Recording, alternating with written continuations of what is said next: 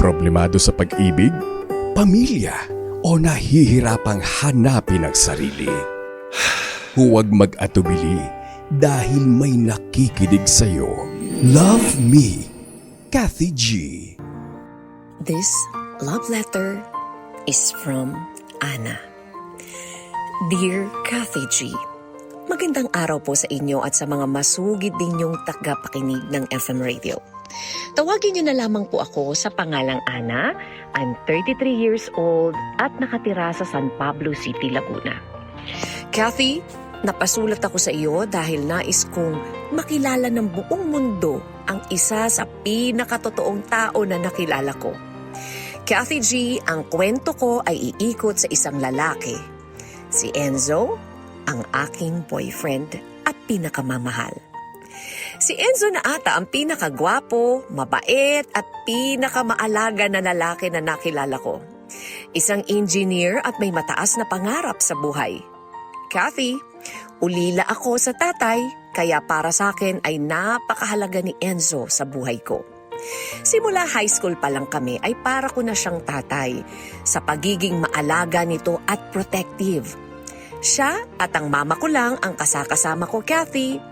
Simple lang po ang buhay ko at masaya naman, pero isang sakit pala ang magbabago ng lahat.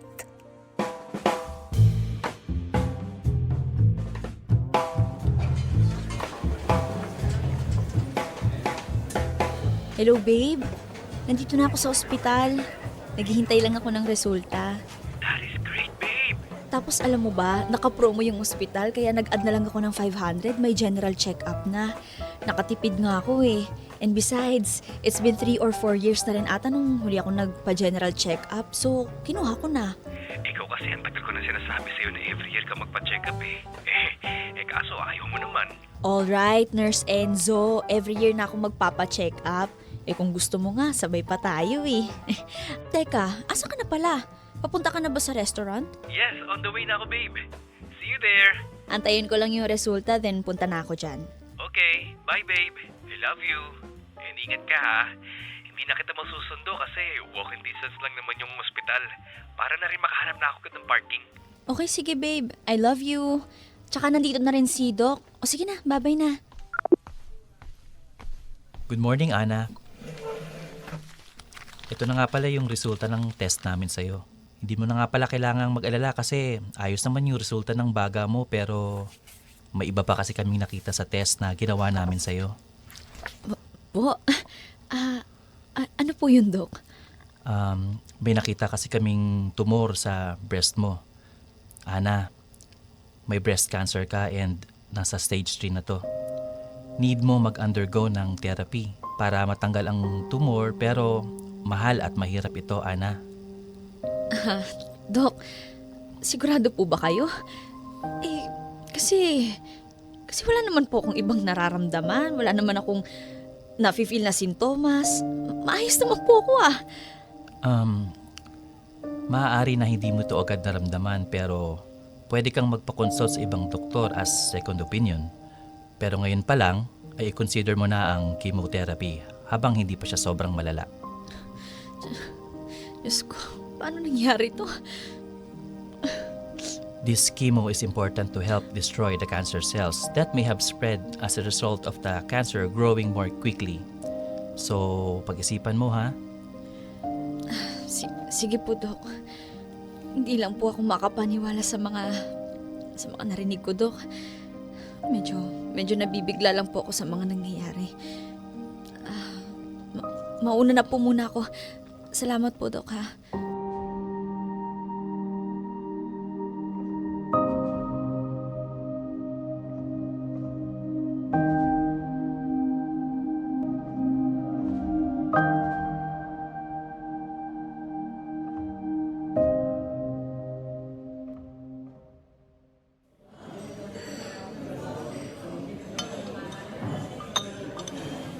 Babe, ayaw mo ba ng pagkain? Hindi mo kasi ginagalaw eh. At bakit parang tulala ka? Ano bang meron, babe? May nangyari ba sa check-up mo?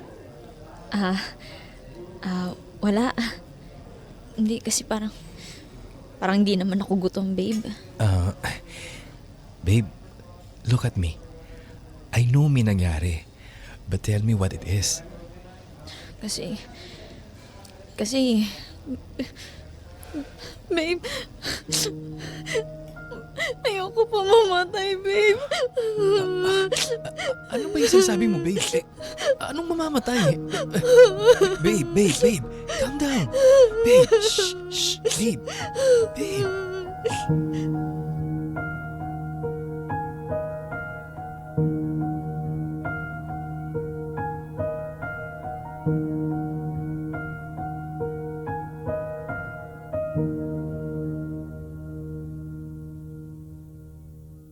Kathy G, hindi ko alam kung ano ang mararamdaman ko at kung papaano ko tatanggapin ang lahat ng mga narinig ko mula sa doktor.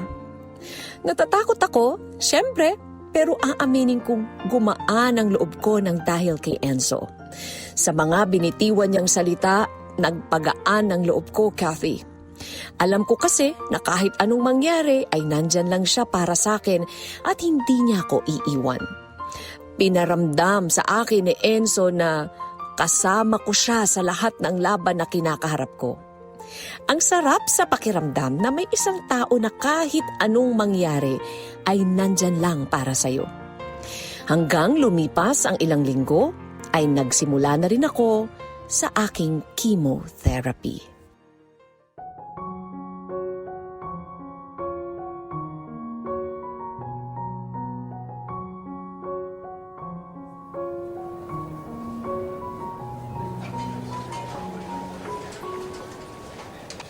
You did great today, babe. And I am so proud of you.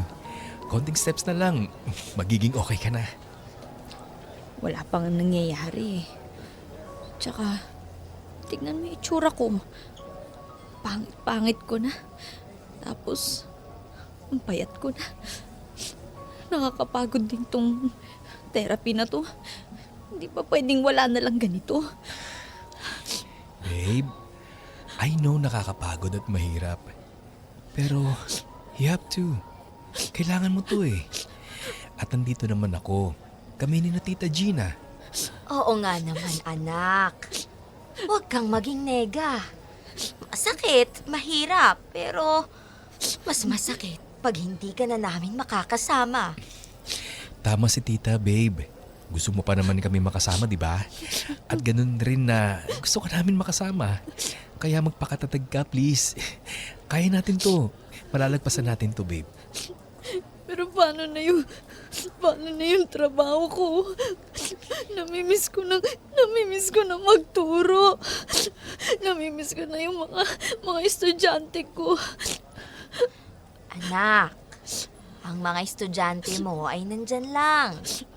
Alam mo ba, tumawag sa akin yung Kim ba yun? Ang sabi, mangangalap daw sila ng tulong para pandagdag raw sa pagpapagamot mo. Nakakahiya naman po, Ma. Ayoko na sana ng ganun eh. Kasi baka kinakaawaan na nila ako ng sobra. Anak, ano ka ba? Gusto lang nilang tumulong. At huwag mong isipin na nakakaawa ka. Dahil ang sakit mo ay kaya pang gumaling. At magtiwala tayo sa Diyos na paggagalingin ka niya, anak. Tama si Tita, babe. You are not a hopeless case. Gagaling ka. Kailangan lang natin makipag-cooperate sa mga doktor. Kasi sa totoo lang, babe, magiging magaan to sa'yo kung tatanggapin mo at gagawin natin lahat ng sasabihin ng doktor. We are doing everything we can for you. But please, babe, do the same for us, okay? Okay. I'm sorry, babe. I'm sorry, Ma. I promise I will be okay. Gagaling ako. Yan ang babe ko. Let's face it all together, ha? We got this. Kathy G, sobrang sakit pala talaga ng chemotherapy na ito. Hindi lang masakit, magastos pa. Hindi ko maiwasan minsan na mag-isip ng mga negative dahil sa mga nararanasan ko pero talagang blessing sa akin si Enzo. Siya ang sagot sa mga dasal ko, Kathy, at hindi ko alam kung papaano ko siya pasasalamatan at paano ako babawi sa kanya sa mga ginawa niyang kabutihan, pagmamahal at pag-aalaga sa akin. Kathy G, sobra-sobra ang pasasalamat ko sa Diyos dahil may mga tao akong nasasandalan sa panahon na meron akong matinding pinagdaraanan. Nagkasakit man ako, pero nandyan sa tabi ko si Enzo at ang pamilya ko para palakasin ang loob ko. Lagi nilang sinasabi na kasama ko sila sa anumang laban ng aking buhay.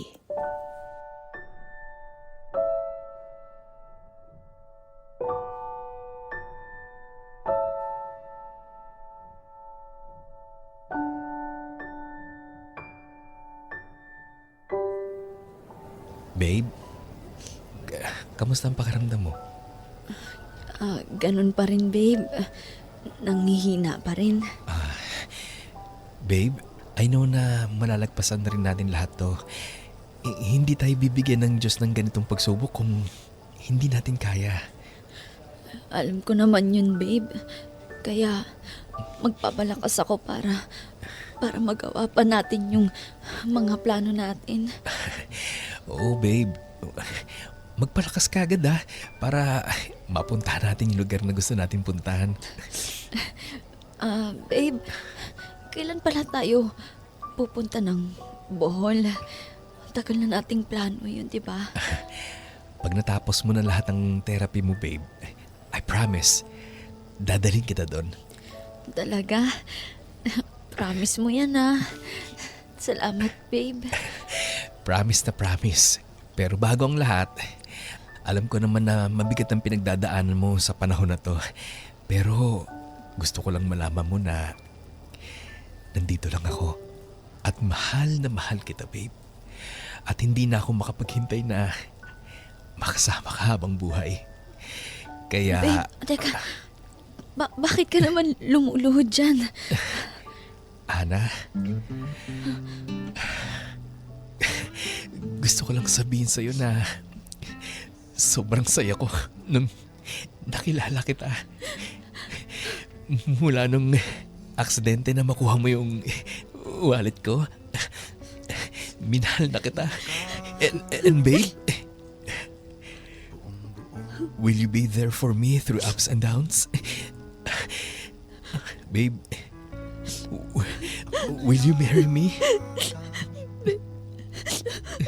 Babe, totoo ba to? Babe, yes. I will marry you. Kahit sa ang simbahan. Kahit ilang beses pa. Talaga? Yes! Thank you, Lord! I love you, Ana! I'll marry you. I can't wait to be called your missus. I love you, babe. I love you, Enzo. Babe, salamat kasi nakilala kita and I love you so much. Always and forever, babe. Kathy G, yun na ang pinakamasayang araw ng buhay ko. Nakita ko ang pag-asa sa mata ni Enzo. Nakita ko na mahal niya talaga ako, Kathy, at sobrang ipinagpapasalamat ko yun sa may kapal.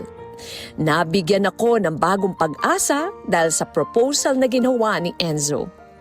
Gusto ko nang matapos lahat ng chemo na ito para pakasalan ko na ang lalaking pinakamamahal ko, Kathy. Hanggang lumipas ang ilang buwan ay gumaganda na ang pakiramdam ko at unti-unti na ring nanunumbalik ang lakas ng katawan ko. Pinag-uusapan na rin namin ni Enzo ang kasal namin, Kathy, at ganito pala ang pakiramdam ng ikakasal. Hindi ko maipaliwanag kung bakit nakakakaba pero nakaka-excite siya at the same time. Pero sa kabila ng lahat ng kasiyahan, may pangyayaring hindi namin inaasahan.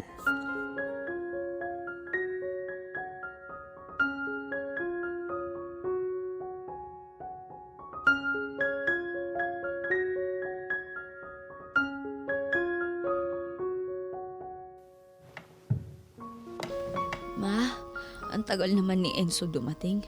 Kahapon kasi sabi niya, busy nga daw siya sa site. Parang hindi ka na nasanay sa engineer mong boyfriend. Naawa na nga ako sa batang yun. Pagod na pagod. Pero nakikita mo pa rin na nakangiti palagi. Sabi, para sa'yo talaga, Ana, gagawin niya ang lahat. Gagalitan na nga siya ng kapatid niya kasi madaling araw na nagtatrabaho pa rin. Abay, napakasipag talaga. Sobrang swerte ko nga po sa anak niyo, tita. Ano na lang kaya yung gagawin ko kung hindi ko siya nakilala? Ganon din naman siya sa'yo. Maswerte din siya kasi napakabait mo rin. Kaya wag nang matigas ang ulo ha. At ituloy-tuloy mo na yung therapy mo. Excited na kami ni Balae. Di ba, Terry? Kung alam mo lang, hindi na nga ako makapaghintay sa kasal nyo. At bilisan nyo na rin ha. Gumawa na kayo ng bata at magsisenior na ako. Hindi ko pa rin nararanasang magkaapo. Makakaasa po kayo. Sa totoo lang po, hindi na rin ako makapaghintay na magkaanak kay Enzo. Sana makuha ng baby namin yung ilong ni Enzo, yung talino, syempre yung kagwapuhan din po niya. Talaga kang bata ka. O sige na, at magpalakas ka pa ng katawan para magawa nyo na yan. Ma! Ma! Oh, paano ka? Ma, si Ikaw Kuya! umiiyak. Si Kuya na aksidente raw sa site! Ano? Ano na aksidente? Ano ba sinasabi mo, anak? Kaloy, totoo ba yung sinasabi mo? Huwag kang magbibiro ng ganyan. Ate Ana, Ma, hindi po ako nagbibiro. Aksidente po si Kuya sa trabaho niya. Ano? Anong sinasabi mo, Kaloy? Aloy, ano ba kasi ang nangyari? Kanino galing ang balita? Galing po ito sa mga katrabaho niya, tumawag sa akin at nag-text. Gumuho raw yung building na ginagawa ni na Kuya Enzo. At isa siya sa nadaganan. Wala na po si Kuya Enzo, Ma! Anak! Yung sinabi mo, Kaloy. Hindi totoo yan. Hindi patay si Enzo. Ate Ana, wala na si Kuya Enzo. Hindi pwede ba? Kailangan ko makita si Enzo. Masama mo ako, ma. Please, sige, nasama mo na ako. I need to see Enzo, ma. Anak, huminahon ka. Huwag ka muna tumayo. At makakasama sa'yo yan. Ate Ana, sorry. Pero wala na po talaga si Kuya. Huwag mo sabihin yan, Kaloy. Nalalaputan natin si Enzo. Tita, samahan mo ako. Samahan mo ako, ma, please. Anak.